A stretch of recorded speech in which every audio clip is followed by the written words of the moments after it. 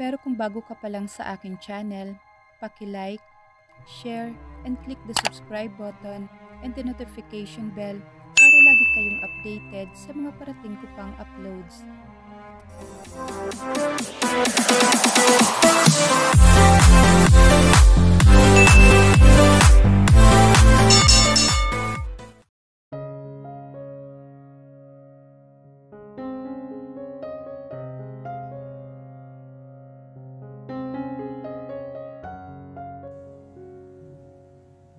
Mukhang magbabakasyon ka na matagal Sabi ni Mrs. Custodio. Ang dami-daming supplies niyan. Ganun nga ho, Mrs. Custodio. Pamela. As in Pamela Custodio. Scoop ka pa ng ice cream Inilapit nito sa panig niya ang lalagyanan ng vanilla ice cream. Ipatong mo sa mango kalamay. Ang sarap. At huwag mo akong popoin ha. I want to feel younger than that. Tumawa ito. Opo, sabi niya habang nakapikit at nilalasahan ang suggestion ni Pamela. Matagal-tagal nga ako mapipirmi dito. Gusto ko munang maranasan na mamuhay mag-isa. Gusto ko munang matikman ang buhay sa tabing dagat na tabing orchard na rin. Simple at tahimik. Prangkahan na ito. Nag-away ba kayo ng boyfriend mo? Hindi mo kailangan idetalye kung hindi mo feel. Naku, hindi ho. Niya, gusto na niya tagang kaibiganin tong kaharap niya. Wala ho akong boyfriend sa ngayon. Ang nangyari ho ay sinibak ako sa trabaho. Change career ang lola mo kaya't mag-aal sa balutan. Mabuti. Tumango-tango si Pamela. At sana'y mabilis ka masanay dito. Tumawag ka lang kapag kailangan ng tulong ha. Andiyan naman parati ang mga staff ng Eden. Gusto ko maranasan kung paano mamuhay dito. Yung bang homesteading na sinasabi? Ibig sabihin, ikaw magluluto, maglilinis, at ikaw ang lahat ng gawain sa loob at labas ng bahay. Well, hinanda kong sarili ko sa ganon. Psychologically at least. Ay, ito'y pagbabala lamang ha. May hirapan ka mag-adjust sa umpisa. Nakinikinita ko na ngayon Total lang ipagluluto, ipaglilinis at bubuhayin ko lang naman ang sarili ko. Sigurado ka bang makakapagtrabaho ka pa sa lagay na yan? Napalunok si Misty. Kailangan niyang kumita ng wag bababa sa 30,000 kada buwan para may pagpatuloy niyang ginagawa ang lifestyle. Mabuti na lang at may sumasagot sa advertisement na pinaparentahan niya ang kanyang unit sa Helosas Place. Pasasaan ba namat may makukuha siyang magrerenta noon at sa renta niya kukuhanin ang buwan ng hulog niya sa mortgage nito? Napaka-risky nga ho na ginagawa kong to pero kakayanin ko alang-alang sa peace of mind na inaasam ko. Good luck, Misty. At kung may kailangan ka't makakatulong ako, tawag ka lang ha, parito ka. Sabi ng babaeng mas may edad. Napayakap si Misty kay Pamela. Pakiramdam niya, nabawasan na nga ang bigat sa pasanin niya.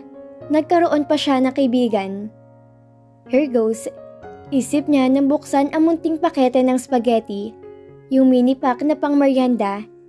Ilang mini pack ang binili niya, pero wala siyang balak na araw-arawin ng mga yon. Kaya ko to. Kaya ko to. Paawit niyang sabi habang nagpapakulo ng tubig para sa pasta. Makatatlong ulit niyang binasang instruksyon na nakasaad sa pakete. Makatatlong ulit niyang binuksan ng kaldero para tingnan kung kumukulo na ang tubig. Ay, parang lokaret. Naisip niya.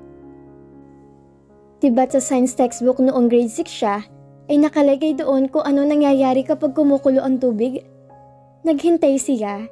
Inihanda niyang orasan para sukatin kung lumilipas ng 13 minutong pagpalambot sa spaghetti. So far so good. Aniya, at ininit sa isang saucepan ang spaghetti sauce. Nang maihalo ang sauce sa pasta, iniwan niya yon sa mesa at tinungo ang banyo para maligo. Naisip niya, kung gusto niyang kumita ng hindi bababa ng 30,000 kada buwan, ay seryosong composition at voice at piano tutorial ang gagawin niya araw-araw. Paano niya pagkakasyahin ang lahat ng to sa maghapon? Hindi siya maaaring kumuha ng katulong ngayon dahil wala pa siyang kita. Kung hindi mamumulubi siya. Umupo si Misty na nakaroba pa rin at may nakaputong na tuwalya sa ulo at nagpapatuyo ng buhok. Pinaikot niya ang tinidor sa pinggan ng spaghetti saka sumubo. Ngumiti siya. Tsamba, beginner's luck, hindi sa pangmamayabang, pero nakuha niyang timplang gusto niya.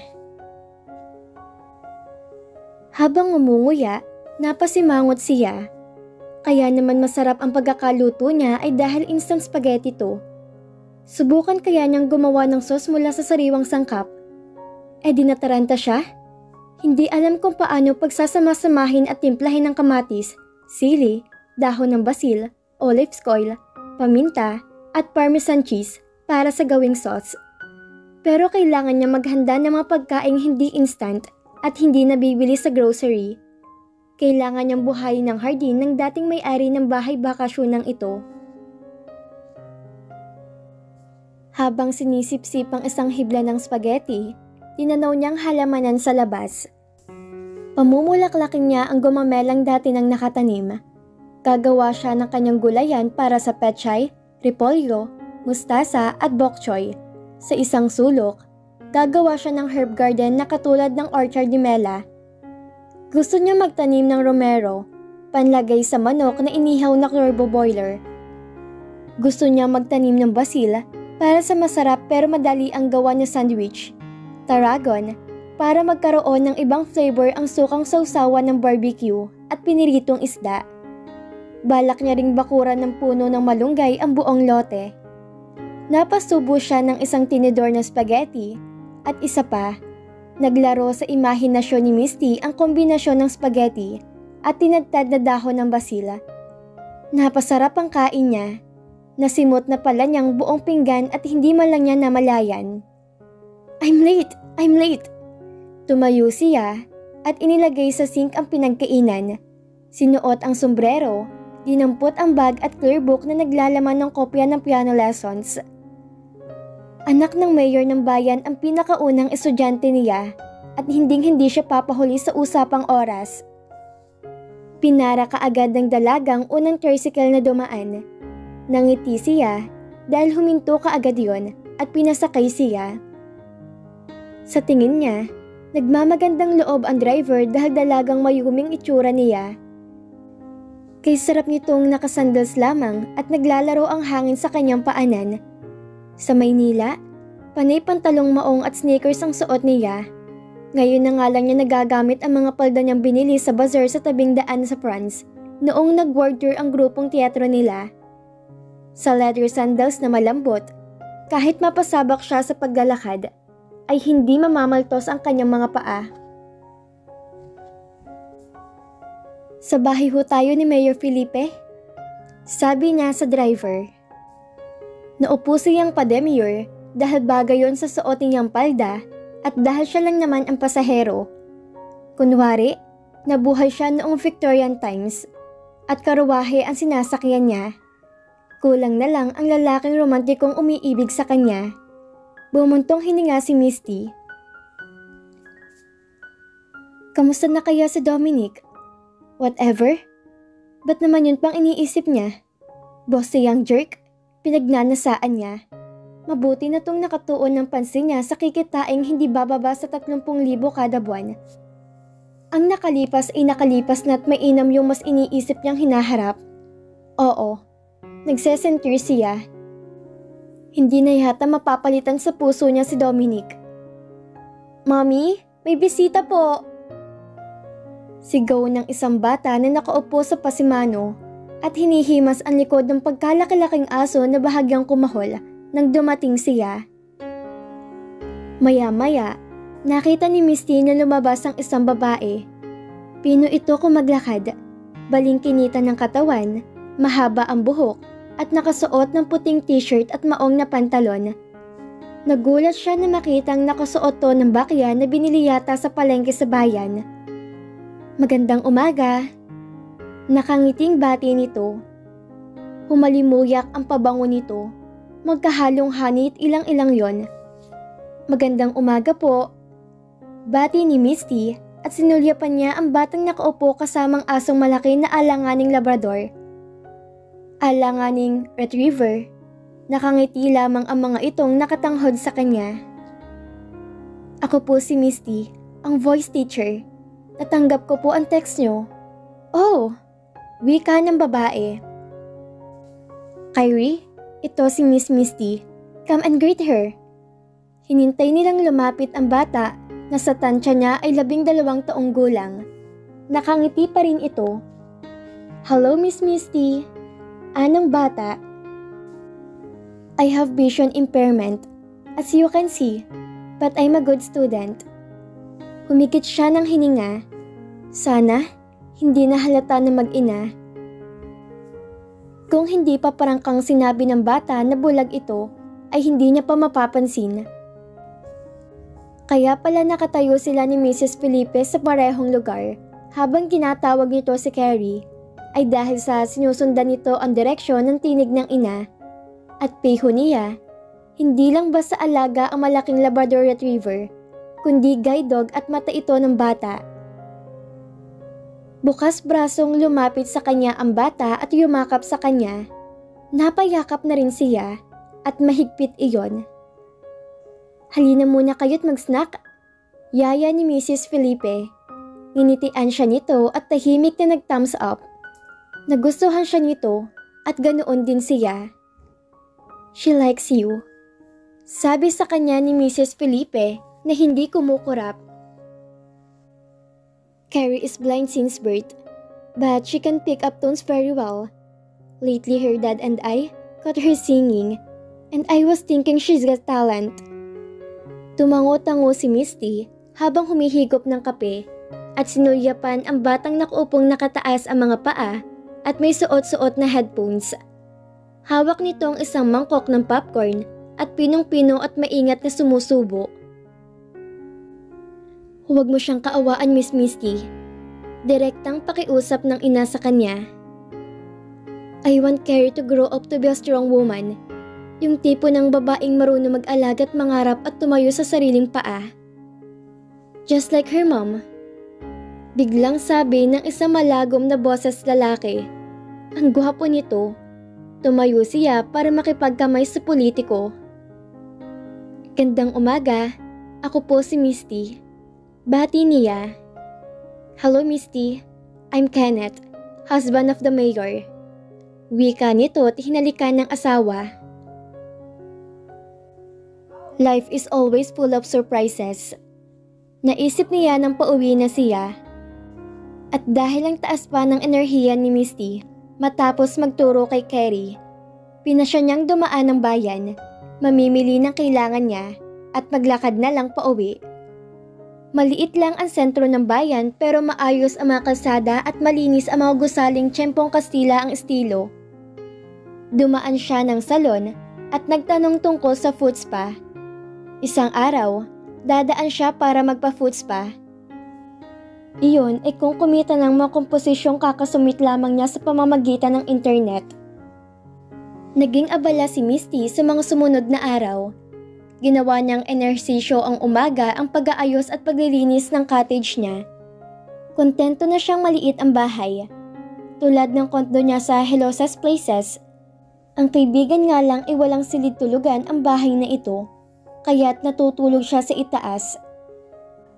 Dahil mula kisame hanggang sahig ang pangunahing bintana ng bahay, maliwanag ang loob nito. Yarda-yardang puting lace ang ginamit niyang kortina na napaka-romantic ng dating. Minsan, isang gabing maliwanag ang bilugang buwan. Halos magdamag nitong inilawan ang buong salas. Napagkatuwaan niyang itulak ang baby Grant sa gitna ng kabahayan. Kung saan tumatama ang sinag ng buwan, magdamag siyang inspirado noon. At isang oras bago pumalit ang sikat ng araw at tumago ang buwan. Nakagawa siya ng 3 kanta. Sa gitna ng schedule niya sa voice o piano tutorial, sa araw-araw niyang paggawa ng komposisyon, pinagyaman ni Misty ang hardin at pinamulaklak ang mga gumamela na bumabakod sa lote. Hindi madali yun. Unay, nagkaroon siya ng butlig sa kanyang mga palad. May lamang tubig ang mga yon. nang pumutok ay pagkasakit-sakit. Hindi siya makapaglaban ng maayos dahil sa mahapdi ang mga sugat kapag nalalagyan ng sabon. Tumambak din ang hugasan niya sa lababo dahil mahapdi ang dishwashing liquid sa kamay. Nga lang, nagtaka siya dahil sa gitna ng reklamo niya sa mga sugat sa kamay, walang araw na hindi siya ganado magtipa ng tiklado ng piano o magbigay ng voice lesson kay Carrie. Miss Misty, anong bata isang araw? Masakit po bang kamay niyo? Ba't mo naman naitanong? Kasi po hindi niyo po ako tinatapik ngayon. Napangiti siya. Ang talim ng pandama ni Carrie, ang talas din nitong mag-isip. Sana, lumaking masaya at matibay ang kalooban nito. Sa unang edad, halos hanay ni na Charlotte Church at Cecil ang boses ni Carrie. Konting practice pa. Kasi, nagagardin ako sa bahay. Nagkaroon tuloy ako ng paltos. Patingin nga, anong bata at hiningi ang kamay niya. Hinimas nito yon. Natuwa siya. Naparelax dahil sa pagmamasahe ng mainit na kamay nito. O ayan, gagaling na mga sugat mo. Ano naman ang ginawa mo? Inilagay ko sila sa happy healing place ko. Ano yon? Doon ko ginagamot ang mga sugat o kaya'y sakit sa ulo. Pero sa imahinasyon lang po. Salamat. Sana gumaling ng mga kamay ko. Aniya at niyakap ang estudyante. Halos mapaawit sa tuwa si Misty na mag-balance inquiry ang bangko sa bayan. Nabili ang isa niyang komposisyon, ang tinawag niyang Moonlight Wish. Binili yon ng isang sikat na recording artist celebrity na taga Finland pero naninirahan sa London. Hindi lang isang ulit ang bayad sa kanya, kundi ayon sa kontrata, sa bawat bumili ng kanta ng sikat na celebrity, papatak din sa bank account niya ang royalty. Tuloy, nagpa-foots pa siya bilang blowout sa sarili. Dinner ka dito sa bahay? Masiglang sabi ni Pamela sa teleponong nakapagpagising sa kanya. Nakaidlip siya habang minamasahe ang mga kalamnan at ugat-ugat niya sa binti at paa. Congratulations nga pala. Hello, hi Pamela. Anong meron? Biglang nawala ang antok niya. Naku, hindi mo pa alam? Pinigil niyang magsalita, imbis hinintay niyang ipagpatuloy nang sa kabilang linya ang sinabi nito. Kaka-announce lang ng winner sa Broadway Dreams Best Song Composition. Ha? Anong resulta? Kinabahan siya. Nagpadala kasi siya ng entry sa kompetisyon. Pero 4 na buwan nang nakalilipas at nakalimutan na niya yon. Paulit-ulit na nga sa radyong announcement kaninang umaga, hindi mo pa nababalitaan? Busy kasi ako ni hindi na ako nakakapagbukas ng radyo. Ayon sa narinig ko, ang champion daw ay Misty Concepcion? Ikaw ba yon? Anang tunog na kangiting kausap. Kamuntik na niyang mabitawan ng cellphone nang marinig ang pangalan at apelyido. 50,000 piso ang papremyo sa nasabing kompetisyon. Para sa kanya, hindi birong halaga niyon. Okay, pupunta ako. Magdadala ko ng pagsasaluhan natin. Ito naman, basta pumarito ka, nakahanda ng lahat. Basta, magdadala ko ng something. Sa tuwa niya, inabutan niya ng tig-100 na nag-puts pa sa kanya at nagmadaling sumakay ng tricycle papunta sa kilalang cake shop. Yema cake ang weakness ni Mela at iyon ang in-order niya.